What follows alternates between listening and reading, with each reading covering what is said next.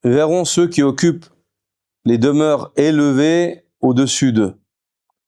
C'est-à-dire les habitants du paradis, ils sont dans leur demeure au paradis, puis ils verront les demeures de ceux qui ont des hauts degrés. يتراءون أهل الغرف من فوقهم كما يتراءون الكوكب الدري الغابر في الأفق من المشرق أو المغرب.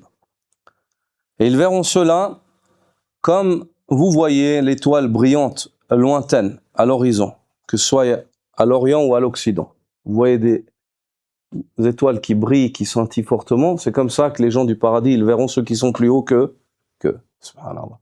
Ils seront bien, ils seront dans le khayr, mais ils verront ces étoiles qui brillent, donc subhanallah, ça c'est ceux qui sont plus hauts. Mais alhamdulillah, le Jannah, quand on rentre au Jannah, chacun, Allah Azza wa Jal, il accorde à chacun, il nous débarrasse en fait des faiblesses qu'on a ici et c'est-à-dire le hasad. Alhamdulillah, toi t'es content de ce que t'as, tu vois, mais par contre tu les vois, tu vois qu'il y a quelque chose qui scintille et tu sais que c'est le ghuraf. Et le prophète sallallahu alayhi wa sallam dit لِتَفَاضُلِ مَا بَيْنَهُمْ. Il voit cela vu la différence qu'il y a en degrés entre eux. La différence, elle était dans le dunya déjà, elle se traduit maintenant en réalité dans l'au-delà. قالوا يا رسول الله. Ils dirent au messager d'Allah تلك منازل الأنبياء لا يبلغها غيرهم. Les Sahaba, ils ont répondu selon ce qu'ils avaient comme aqida, qui est le fait que les plus hauts degrés sont réservés à qui? Aux prophètes. Donc ils ont an aqidatin nafaqu. C'est conformément à leur conviction qu'ils ont parlé. Ils ont dit au messager d'Allah, est-ce que ça, c'est les demeures des prophètes et personne d'autre que ne bénéficie de ces hauts degrés? Le prophète sallallahu alayhi wa sallam dit Bala walladhi nafsi biyadih rijalun amanu billahi wa saddaqu al-mursalin. Il a dit bien sûr que non, par celui qui détient mon âme en sa main. Ce sont aussi les demeures d'hommes qui ont eu la foi en Allah et confirmé avec véridicité ou d'une manière véridique, ce avec quoi les prophètes sont venus. C'est-à-dire ils ont confirmé par le savoir et la mise en pratique ce qui a été révélé aux prophètes d'Allah subhanahu wa ta'ala. Allah leur réserve quoi? Leur réserve c'est au degré. هذه مرتبة الصديقية. C'est le degré. Va prendre le petit, mon frère. Habibi, va prendre le petit. Assieds-toi avec lui. Donc ici, c'est le degré de qui? De Siddiqoun, des véridiques. Et les véridiques, ce sont ceux qui viennent après les prophètes. Et parmi la définition du véridique, c'est ceux qui ont marié entre l'apprentissage, l'héritage de la prophétie et la mise en pratique de celle-ci. Et le fait d'appeler et de patienter. Subhanallah. Ça c'est martabatu siddiqiyya. C'est l'ilm, wal-amal, wal-da'wa, wal-sabr. Siddiqiyya, ce degré-là, il est composé de ces 4 fondations. L'ilm, le savoir, l'amal, la mise en pratique, la da'wa, la prêche, et le sabr, la patience. وهذا يدل على أنه مستقر عند الصحابة رضي الله تعالى عنهم أن الأنبياء أعلى الناس منزلة عند الله. Donc on comprend de ce hadith que chez les Sahaba, pour eux, il n'y avait pas de discussion. C'est que le plus haut degré, il est réservé auprès d'Allah Azza wa Jal pour les prophètes. وكذلك الشهداء لهم أعلى المنازل عند الله. Il en va aussi de soi pour les martyrs.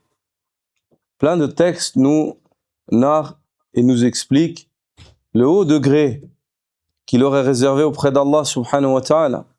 Par exemple, ce que narre l'imam Abu Daoud al-Sijistani rahimahullah selon Omar ibn al-Khattab radiyallahu ta'ala an qui dit قال النبي صلى الله عليه وسلم إن من عباد الله لأناسا ما هم بالأنبياء ولا شهداء يغبطهم الأنبياء والشهداء يوم القيامة. Le prophète sallallahu alayhi wa sallam dit, fait partie des serviteurs d'Allah, des gens qui ne sont ni des prophètes ni des martyrs.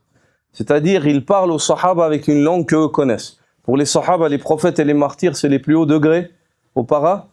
Ici, le prophète sallallahu alayhi wa sallam, pour leur faire comprendre et leur parler d'un haut degré, il prend en comparaison ce qu'eux connaissent des hauts degrés du paradis.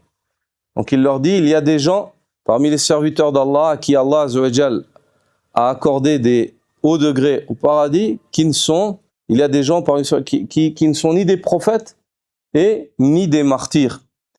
يَغْبِطُهُمُ الْأَنْبِيَاءُ وَالشُّهَدَاءُ يَوْمَ الْقِيَامَةِ. Ils seront enviés par les prophètes et les martyrs le jour de la résurrection. بِمَكَانِهِمْ مِنَ اللَّهِ.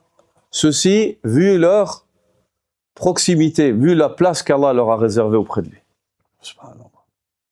Donc ici, les sahaba, dans certaines variantes de ce hadith, les sahaba, quand ils ont entendu ça, quand ils ont entendu le prophète sallallahu alayhi wa sallam parler de ça, ils se sont mis sur les genoux. Ils étaient assis sur comment s'asseoir en fait sur les cuisses. Majoritairement, les sahaba, ils s'asseyaient comme ça. Et quand ils ont entendu le prophète sallallahu alayhi wa sallam dire ça, ils se sont mis sur les genoux, ils se sont mis debout comme ça, tellement ils étaient choqués de cette information. Et ils ont dit, Dullana manhum ya Rasulallah la'allana nuhibbuhum. Dis-nous au messager d'Allah, qui sont ces gens-là afin que peut-être on les aime. Par cette parole, les ulama ils disent, les sahaba ils sont rentrés tous dans le hadith. Subhanallah. C'est-à-dire, par cette parole, lorsqu'ils ont dit, dis-nous qui c'est afin qu'on les aime. Afin qu'on les aime. Le prophète sallallahu alayhi wa sallam, à ce moment-là, il a dit, Hum qawmun tahabbu fi ruhillah. Ce sont des gens qui se sont aimés pour Allah. Regarde, les sahaba, ils ont dit, Dullana la'allana nuhibbum. Dis-nous qui c'est afin qu'on les aime. Enfin, le prophète sallallahu alayhi wa sallam, il a dit, c'est des gens qui se sont aimés pour Allah. Subhanallah. C'est-à-dire, Allahu Akbar. Hada fadl min Allah, ya akhi. C'est une faveur d'Allah. Allah Azza wa Jalla, il les a choisis. Il les a choisis, اختارهم اصطفاهم الله عز وجل لصحبة نبينا صلى الله عليه وسلم. Allah Azza wa Jalla les a choisis, il les a élus pour accompagner le prophète sallallahu alayhi wa sallam. C'est pas pour rien. لطهارة قلوبهم, car leurs cœurs ils étaient propres. Les cœurs des sahaba, c'était les meilleurs des cœurs, des fils d'Adam. كانوا أطهر قلوبا. C'était les gens qui avaient les cœurs les plus purs, comme l'ont dit certains des salafs eux-mêmes. Ça, c'est des paroles des compagnons du prophète sallallahu alayhi wa sallam. Ils avaient la meilleure compréhension. Ils avaient la meilleure foi, le meilleur iman. Au point où Allah azza wa jalla dit فَإِنْ آمَنُوا بِمِثْلِ مَا آمَنْتُمْ بِهِ فَقَدِ اهْتَدَوْا. Si les gens viennent à avoir une foi conforme à ce en quoi vous avez foi, ils seront bien guidés. Cette ayah, elle concerne qui? Hein? Les sahaba. Ça veut dire, Allah Azza wa Jalla, il demande à l'humanité de calquer son iman sur le iman de qui? De Abu Bakr et de Omar. Et des muhajirin et des ansar. فإن آمنوا الناس يعني بمثل ما آمنتم به أنتم. Si les gens ont la foi, une foi conforme à ce en quoi vous avez la foi, فقد اهتدوا. Alors ils seront bien guidés. Non. Donc, l'ikhwa, ici, le prophète sallallahu alayhi wa sallam vient avec cette information qui est immense. Et il dit, c'est des gens qui se sont aimés pour Allah, ala ghayri arhamin baynahum, sans pour autant avoir de lien de parenté entre eux. Wala amwalin yata'atawnaha, et sans pour autant qu'il y ait un intérêt matériel ou une négoce qui les rapproche. Rien, si ce n'est al-mahabba fillah azza wa jalla, le fait qu'ils s'aiment pour Allah subhanahu wa ta'ala. Il dit fa wallah inna wujuhahum la nur. Le prophète sallallahu alayhi wa sallam dit par Allah, leurs visages ce jour-là seront éclatants de lumière. Wa innahum ala nur, et ils seront eux-mêmes établis sur une lumière. وَلَا يَخَافُونَ إِذَا خَافَ النَّاسِ et ils ne craindront pas lorsque les gens craindront. وَلَا يَحْزَنُونَ إِذَا حَزِنَ النَّاسِ et ils ne seront pas affligés lorsque les gens seront affligés. يوم القيامة. Puis ensuite, le prophète sallallahu alayhi wa sallam qara cette ayah de surat Yunus. Il a lu ce verset-là dans surat Yunus. Ala inna awliya Allah la khawfun alayhim wa la hum yahzanun. N'est-ce pas que ce sont eux les alliés d'Allah? Il n'y a pas de crainte pour eux et ils ne seront pas attristés. Donc on comprend, ayyuha al-ikhwa, de ce hadith-là, la valeur de la bonne compagnie et de s'aimer pour Allah. Et lorsqu'on s'aime pour Allah, on se fréquente. On ne se tourne pas le dos. On t'aime ton frère, tu as envie de le voir, tu as envie de passer du temps avec lui, tu as envie d'être avec lui. Ça, c'est un signe de la mahabba. C'est-à-dire, tu as envie de voir cette personne-là. L'imam al-Tirmidhi rapporte, selon Mu'adh ibn Jabal, radiyallahu ta'ala anhu, qui dit, Sami'atu Rasulallah sallallahu alayhi wa sallam, j'ai entendu le prophète sallallahu alayhi wa sallam dire, yaqul, qala Allahu azza wa jal, Allah, puissant et majestueux, a dit, Al-mutahabbouna fi jalali, lahum manabiru min nur. Ceux qui s'aiment en ma majesté auront des chairs de lumière. Ils seront établis sur des chairs, mimbar, comme là où s'assied l'imam lorsqu'il dit, après avoir dit aqulu qawli hadha wa astaghfirullah li wa lakum, il s'assoit sur un mimbar. Ils seront assis sur des chairs de lumière. Ala manabir min nur.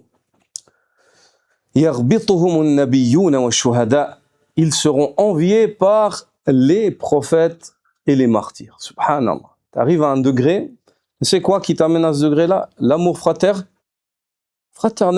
L'amour fraternel. Yaghbituhum an-nabiyyuna wa shuhada. Et cette parole-là, yaghbituhum an-nabiyyun, ils seront enviés. Les ulama ont expliqué c'est quoi al-ghibta. C'est quoi? Comment est-ce que un prophète, il a le plus haut degré, comment est-ce qu'il peut envier quelqu'un? Al-Mudhiri rahimahullah dit قوله صلى الله عليه وسلم يغبطهم النبيون والشهداء. Al-Mudhiri dit, la parole du prophète sallallahu alayhi wa sallam, ils sont enviés par les prophètes et les martyrs. Il dit al-ghibta an yatamanna ar-rajulu shay'a. Al-ghibta, c'est le fait que la personne elle envie une chose, elle désire une chose. أن يتمنى النبيون والشهداء أن يكون لهم تلك المنازل لحسنها وطيبها وعظم قدرها. C'est le fait que, donc dans le hadith ici, c'est le fait que les prophètes et les martyrs, ils envient les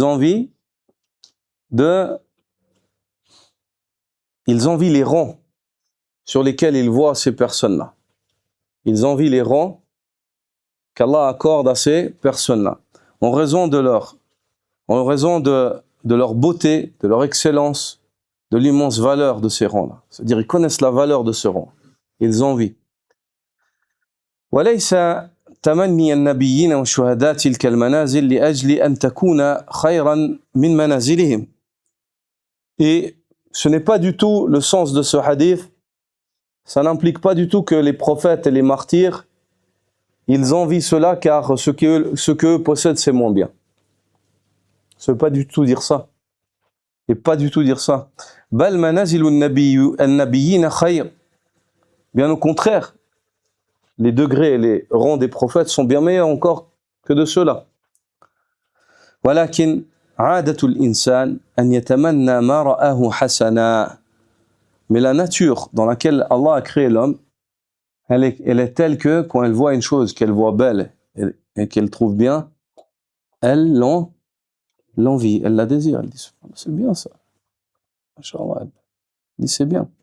C'est pour cela que ce qui a été évoqué c'est al-ribta et pas le hasad. C'est le ribta et pas le hasad.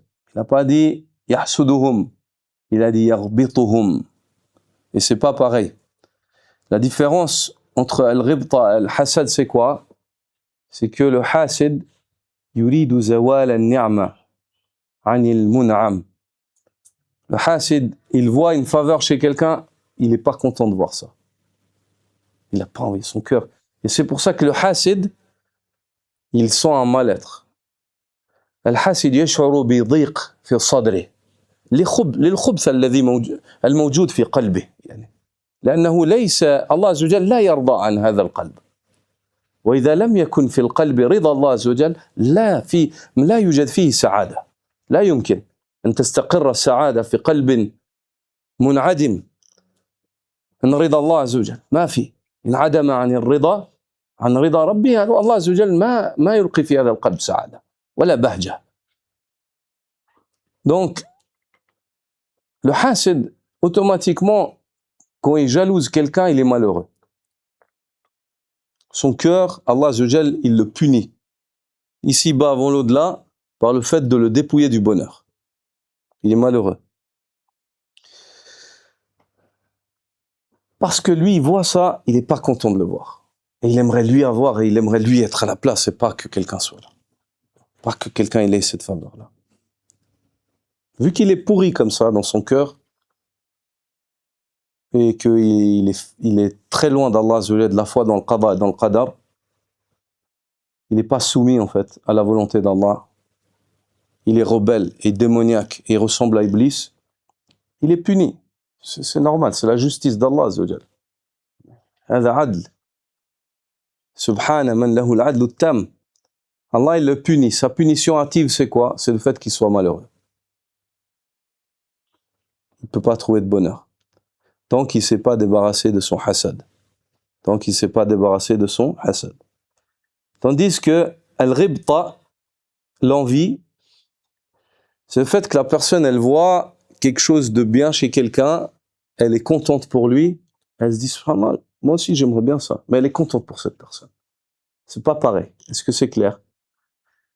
C'est pas du tout pareil. Et cette personne-là, qui a de la ribta, il a de la ribta parce qu'il a du ilm sur la valeur de cette chose. Il a un savoir sur la valeur de cette chose, et quand il voit le signe d'Allah Azza wa Jal, le fait qu'Allah a accordé cela, en même temps Allah subhanahu wa ta'ala, il le rétribue comment? Il le rétribue parce qu'il met dans son cœur la paix et le bonheur. Comme ici, tu vois, tu t'imagines les prophètes, ils regardent ces personnes, alors qu'eux, ils ont mieux, parce que c'est humain. Le fait que l'être humain a une chose qu'il ne possède pas, même si lui, il a mieux, il se peut qu'il envie cette chose. Il dit, franchement, j'aimerais bien avoir ça aussi. Tu vois. Malgré que lui, il a mieux, c'est humain. Mais le fait qu'il ne soit pas hasid, et qu'il est content pour la personne, pour le fait qu'Allah lui a accordé cela, c'est-à-dire il est en agrément avec le décret d'Allah, ça fait que dans son cœur, il a une paix. Dans son cœur, il a une paix, un bonheur.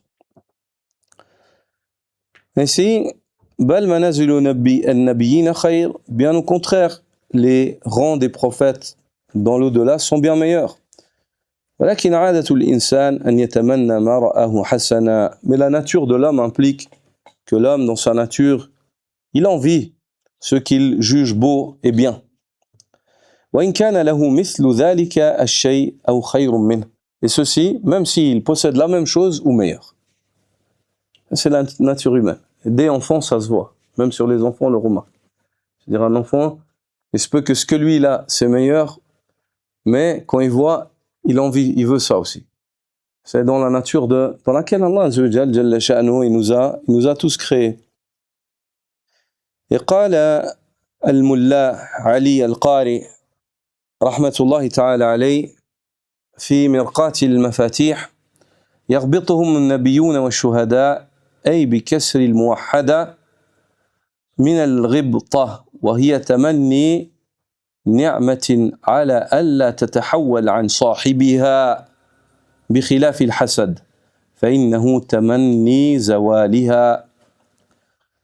Et le savant Al-Mullah Ali Al-Qari rahimahullah, lorsqu'il commente ce hadith-là, يغبطهم النبيون والشهداء, ils sont enviés par les prophètes et martyrs, il dit يغبطهم avec la lettre ba vocalisée par un kasra. Il dit al-ghibta, c'est le fait que l'homme souhaite souhaite une faveur tout en désirant qu'elle demeure et persiste chez celui qui la possède. C'est quoi al-ribta? Le fait que l'homme souhaite une faveur tout en désirant qu'elle persiste et continue d'être chez celui qui la possède. À la différence de quoi, dit-il? À la différence du hasad. C'est quoi le point de différence? C'est que le hasad, il aimerait pas que cette personne est là. Il n'est pas content que lui, il est ça. Subhanallah. Et dans le Qamous, al-ribta, husnul hal wal masarra. Al-ribta, dans le Qamous, est un état de bien-être et de réjouissance. C'est-à-dire, c'est une envie qui te procure un bien-être, une réjouissance. Pourquoi? Parce que tu aimerais que ça continue chez cette personne. Allah Azza wa Jal te rétribue par quoi? Par la réjouissance et le bien-être. Tandis que le hasad, c'est le contraire. C'est le mal-être et la tristesse. Le mal-être et la tristesse. Jaza'an wifaqa. Jaza'an wifaqa. C'est une rétribution équitable, conforme, en relation avec ce qu'il y a dans ton cœur. فمعنى الحديث يستحسن أحوالهم الأنبياء والشهداء. Par conséquent, le sens du hadith, c'est le fait que les prophètes et les martyrs admirent et reconnaissent la beauté de l'état et du rang de ceux qui se sont aimés pour Allah. Ils admirent, ils reconnaissent la beauté et l'état du rang et de l'état dans lequel sont ceux qui se sont aimés pour Allah subhanahu wa ta'ala. Vous voyez la faveur d'aimer les gens pieux et de les fréquenter. C'est une faveur qui t'apporte beaucoup yawm al-qiyamah, ya akhi. Tu es gagnant. Il se peut que tu atteignes par cet amour que tu portes à tes frères et que ta chérie, en les fréquentant, en vous fréquentant les uns les autres, pour Allah, Azza wa Jal, sans un autre intérêt, il se peut que vous atteigniez un degré dans lequel vous serez envié par les prophètes et les martyrs le jour de la résurrection. L'imam Ibn al-Qayyim, rahimahullah, dit dans Madarij al-Salikin, مجالسة الصالحين تحولك من ست إلى ست. La fréquentation des gens vertueux te détourne de 6 choses pour t'orienter vers 6 autres. Elle te détourne de 6 choses pour t'orienter vers 6 autres. من الشك إلى اليقين. Elle te détourne du doute pour t'orienter vers la conviction. ومن الرياء إلى الإخلاص. Elle te détourne de l'ostentation pour t'orienter vers la sincérité. ومن الغفلة إلى الذكر. Elle te détourne de l'insouciance pour t'orienter vers le rappel d'Allah. ومن الرغبة من الرغبة في الدنيا إلى الرغبة في الآخرة. Elle te détourne de l'attachement à ce bas monde pour t'orienter vers le désir ardent de l'au-delà. ومن الكبر إلى التواضع. Elle te détourne de l'orgueil pour t'orienter vers la modestie et l'humilité. ومن سوء النية إلى النصيحة. Elle te détourne de la mauvaise intention vers le fait d'être purifié dans ton but et ton intention, d'être loyal et d'être pur. سبحانك اللهم وبحمدك أشهد أن لا إله إلا أنت أستغفرك وأتوب إليك. جزاكم الله خيرا.